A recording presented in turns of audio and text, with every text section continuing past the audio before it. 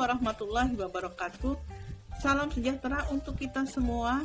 Om Swastiastu, Namo Buddhaya, salam kebajikan. Selamat datang di Juna Singgih Channel.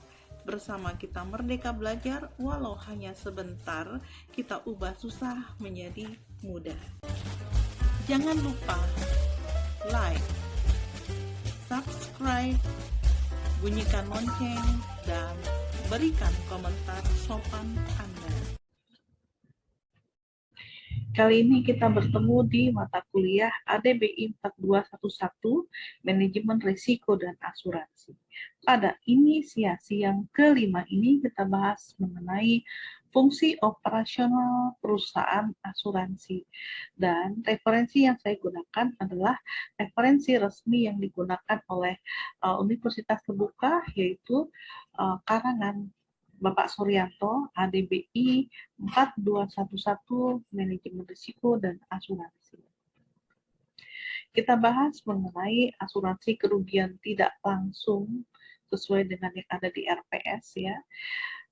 Gambarannya begini, apabila terjadi peril, maka perusahaan tetap menanggung biaya, misalnya biaya gaji, biaya listrik, pajak, dan lain-lain.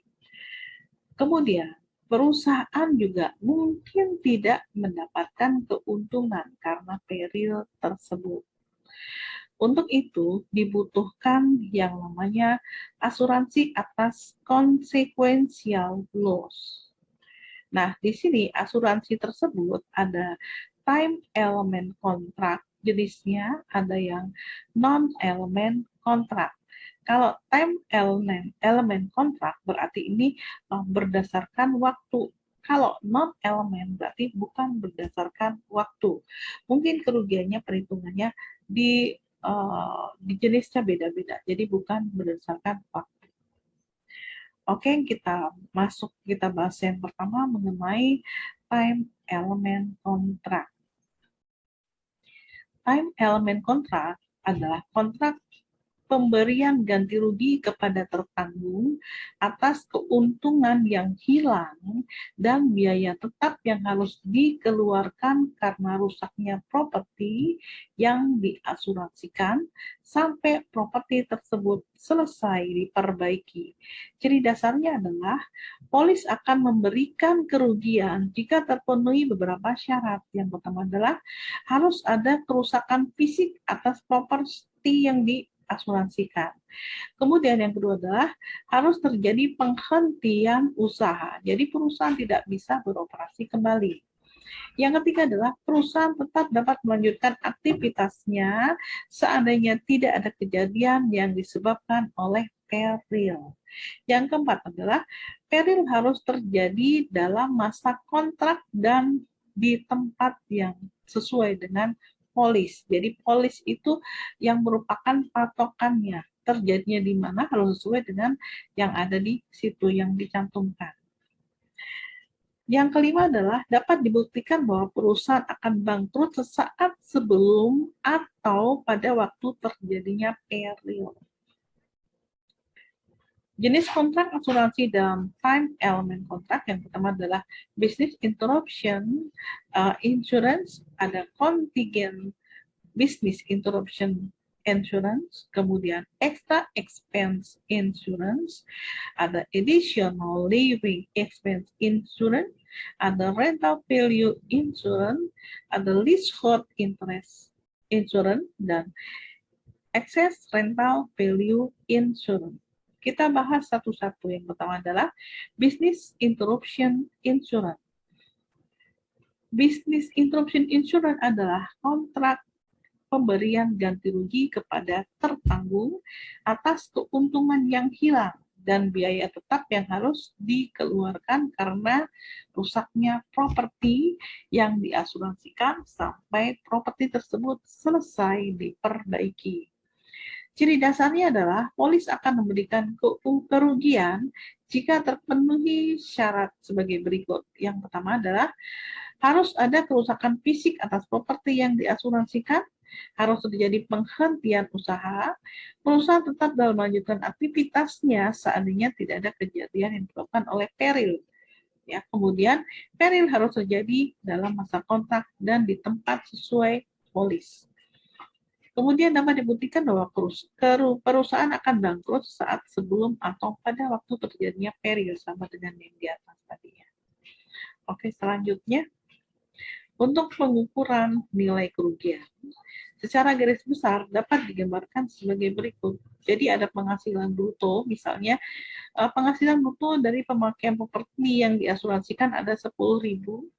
Kemudian ini dikurangi dengan biaya material atau harga pokok penjualan barang sebesar 2.000 misalkan, biaya service 500 rupiah misalkan, biaya penjualan 1.000 rupiah, kemudian ada kerugian piutang 500 rupiah serta upah. Di sini sebesar 1.000 rupiah. Jadi totalnya ada 5.000. Jadi untuk mengetahui keuntungan dan biaya tetap didapat dari penghasilan bruto dari pemakaian properti yang diasuransikan dikurangi dengan jumlah biaya semuanya ini. Jadi ada 5.000 rupiah. Selanjutnya ada co-insurance. Nah, co-insurance ini asuransi kembali. Berarti di sini terdapat persyaratan nilai minimal penghasilan per tahun yang harus dimiliki oleh tertanggung, dan bila persyaratan minimal tersebut tidak dipenuhi, maka tertanggung harus ikut menjadi co-penanggung, co-insurance ya. Besarnya berkisar 50% ke atas. Besar lumayan ya. Oke, selanjutnya sebagai contoh, perusahaan otomotif pada tahun 2020 mendapatkan keuntungan dan menanggung beban tetap sebesar 96 juta. Pada tahun 2021 dibeli polis asuransi, ini ya, polis business interruption insurance dengan insurable value sebesar 80 juta rupiah dengan co-insurance 50%. Hal ini berarti hak business interruption value-nya sebesar 40 juta. Dari mana? Dari 50% kali 80 juta. Oke. Karena terkena peril terjadinya penghentian kegiatan usaha selama 3 bulan, kemudian bila diasumsikan rate setiap bulannya sama, maka berapa kerugian dan co-insurance yang ditanggung. Oke, kita coba kerjakan. Keuntungan tetap di sini ada 96 juta ini ya. Kemudian di sini insurable value sebesar ada 80 juta yang ini. Kemudian ada co-insurance-nya 50% ya. Kemudian penghentian kegiatan usaha 3 bulan. Maka kerugiannya sebesar 3/12. Kenapa? Hitungannya adalah 1 tahun. 1 tahun ada 12 bulan. Jadi kerugian adalah 3 bulan. Ini ya, penghentian usahanya 3/12 kali 96 juta. Ini adalah beban tetapnya. Oke, next. Selanjutnya, ganti rugi yang diperoleh sebesar 50% kali 80 juta. Ini 80 juta kali dibagi dengan 50% kali 96 juta. Jadi kita ambil seperti proporsinya ya, namanya proporsi. 50% ini adalah co-insurance-nya dihitung dari co-insurance dari insurable value sebesar 80 juta, kemudian dibagi dengan 50% kali 96 juta. Ini adalah keuntungan dan biaya tetap. Kali 24 juta ini adalah kerugian. Jadi ganti rugi yang diperoleh sebesar 20 juta, lebih kecil lagi. Jadi perusahaan akan terkena co-insurance penalti sebesar 24 juta dikurangi dengan 20 juta rupiah. Jadi sama dengan 4 juta rupiah. Lalu berapa asuransi yang harus dimiliki? Maka jawabannya adalah tergantung pada keyakinan perusahaan terhadap kerugian maksimal yang mungkin terjadi. Yang namanya perkiraan asuransi itu masih meraba-raba, tapi bagaimana kita bisa menilai ketepatan dari perkiraan tersebut. Nah, kerugian itu yang nanti bisa dialihkan sebagai asuransi, dan perusahaan asuransi sendiri juga apakah dia akan memutuskan mau co-insurance atau bagaimana. Selanjutnya, biaya tambahan untuk mengurangi kerugian. Kita bahas itu. Jadi di sini jika reparasi atau perbaikan terhadap properti yang terkena peril dapat dipercepat hingga besarnya kerugian tidak langsung dapat diperkecil, maka dibutuhkan biaya tambahan, misalnya biaya lembur, biaya pengiriman barang, dan lain-lain. Nah, biaya yang demikian dapat dimintakan kepada penanggung bila percepatan itu dapat memperkecil kerugian secara total. Sebagai contoh, perbaikan terhadap alat produksi yang terkena peril seharusnya dapat diselesaikan selama 4 bulan dengan kerugian tidak langsung 5 juta rupiah. Dengan mengeluarkan biaya 1 juta per bulan, pekerjaan itu dapat diselesaikan dalam waktu 3 bulan. Oke, kita coba kerjakan. Ini adalah kerugian yang dengan waktu 4 bulan. Jadi kerugian ini dengan waktu yang 4 bulan sama dengan 4 kali 5 juta. Karena sebulan ini ada 5 juta rupiah, jadi ada 20 juta. Kerugian pekerjaan dengan waktu 3 bulan. Jadi kalau 4 bulan, ini pengeluarannya. Kalau 3 bulan, sama dengan 3 kali per bulannya 5 juta. 15 ya. Ditambah dengan 1 juta. 1 juta ini untuk biaya tambahan mempercepat pekerjaan. Jadi ada 18 juta. Karena dapat memperkecil kerugian, maka tambahan biaya tersebut dapat diminta kepada si penanggung. Sekarang special provision ini untuk police business interruption insurance biasanya membatasi jumlah ganti rugi hanya selama jangka waktu normal yang dibutuhkan untuk mengembalikan properti yang rusak karena peril ke dalam kondisi normal. Tetapi karena biasanya akibat peril tidak hanya perbaikan properti saja, tapi juga menyangkut hal lain, misalnya mensortir atau memperbaiki bahan baku sehingga diperlukan waktu. Maka dapat diberikan tambahan waktu yang lamanya maksimal 30 hari. Kita lihat di sini ada form available atau bentuk umum ya. Bentuk umumnya ini ada gross earning form. Jadi ada form dari gross earning, ada 2 item form. Kita bahas satu-satu gross earning form. Namanya gross berarti berdasarkan laba kotor ya. Dalam model ini, laporan laba rugi perlu dipisahkan ke dalam ya. Jadi ini ada hasil penjualan dikurangi dengan penghasilan lain-lain, dikurangi dengan HPP barang yang akan dijual ditambah gross earning. Gross earning berarti pendapatan kotor. Ini ketemunya berapa? Nah, biaya yang material ya ada berapa, ada suppliesnya berapa, dan jasa pihak ketiga ada berapa. Ini nanti hasilnya kita total di sini, jadi net earning sama dengan gross earning dikurangi net earning. Ya, dikurangi dengan biaya ya, ketemu net earning. Untuk jenis usaha lain bisa disesuaikan ya.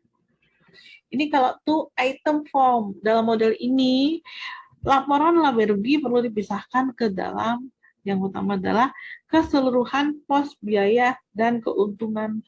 Ini dimasukkan ke dalam item 1. Oke, selanjutnya, nah ini untuk keseluruhan pos-pos biaya tetap, keuntungan, dan ordinary payroll ini masuk ke dalam kelompok kerugian item 2.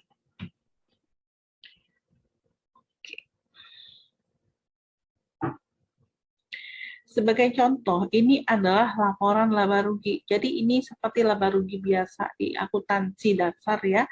Hasil penjualnya berapa, dikurangi HPP, ketemu gross earning atau laba kotor. Laba masih kotor dibersihin, ada biaya-biaya ordinary payroll misalnya, ada biaya tetap. Jadi total biayanya di sini ada 4.800.000 ditambah dengan 4.200.000, jadi ada 9 juta. Dari hasil penjualan 20 juta dikurangi HPP ketemu gross earning ya. Nah, di sini laba bersih kita cari atau kita dapat dari gross earning dikurangi dengan total biaya. Jadi laba bersihnya ada 1 juta. Ya, ini gross earning-nya berapa ya di sini? Kalau kita menggunakan gross earning, business interruption insurable value-nya ada 10 juta. Ini gross earning-nya. Kemudian minimum yang diasuransikan sebesar 50% dari gross earning. Masih simple ya di sini ya. 50% dari gross earning dari 10 juta ada 5 juta. Sekarang dengan contoh yang sama, ini contoh yang sama yang tadi, kita gunakan dengan two item. Nah, dengan two item di sini, berarti di sini ada item 1, item 2. Untuk item 1, insurable value item 1 di sini ada terdiri dari biaya tetap dan keuntungan. Biaya tetap di sini kita sudah ketahui di sini Rp4.200.000 dan keuntungannya di sini ada 1.000, di sini laba bersihnya ada 1.000. Jadi di sini untuk insurable value untuk item 1 ada untuk yang Rp5.200.000 dari mana ini ditambahkan ya. Jadi jumlah minimum asuransinya ada 80%. 80% ini apabila sesuai dengan ketentuannya ya. 80% kali Rp5.200.000. Jadi ada Rp4.160.000. Nah, untuk item yang kedua, di sini terdiri dari biaya tetap dan keuntungan. Totalnya di sini ada sama dengan tadi ya, 5.200.000. Tetapi di sini ditambah payroll gaji ya. Payroll ini 3/12. Kenapa? Karena tadi kan 3 bulan ya. Jadi 3/12, 12 ini adalah 1 tahun ya, kali 4.800.000 di sini, kali 4.800.000 ini adalah ordinary payroll-nya. Jadi ada 1.200.000. Jadi untuk insurable value item yang kedua ada Rp6.400.000. Rp6.400.000 ya. Jadi jumlah minimum asuransinya ada 80% kali Rp6.400.000. Jadi ada Rp5.120.000. Oke. Selanjutnya kita masuk ke kontingen business interruption insurance. Ini adalah asuransi kerugian tidak langsung yang diakibatkan oleh peril yang menimpa perusahaan lain yang mempunyai kaitan erat dengan perusahaan yang bersangkutan, yang mengakibatkan perusahaan yang bersangkutan harus menghentikan operasinya untuk sementara. Misalnya supplier. Apabila supplier terjadi peril, maka apabila kita tidak memiliki supplier pengganti, secara otomatis ini akan berakibat buruk. Jadi ini perlu diasuransikan. Kenapa ada kaitannya? Oke, next kita lihat. Selanjutnya di sini ada extra expense insurance, berarti namanya extra expense, berarti asuransi terhadap biaya ekstra yang terpaksa harus dikeluarkan oleh perusahaan yang terkena peril, yang terpaksa menggunakan fasilitas lain ya, agar perusahaan tetap beroperasi. Ini adalah asuransi yang ditujukan untuk individu yang tidak mungkin memiliki business interruption insurance. Selanjutnya, additional living insurance, living berarti rumah di sini ya. Jadi, asuransi yang ditujukan bagi pemilik rumah yang harus mengeluarkan biaya hidup yang lebih tinggi akibat dia harus pindah rumah karena rumahnya terbakar atau terkena peril. Kenapa?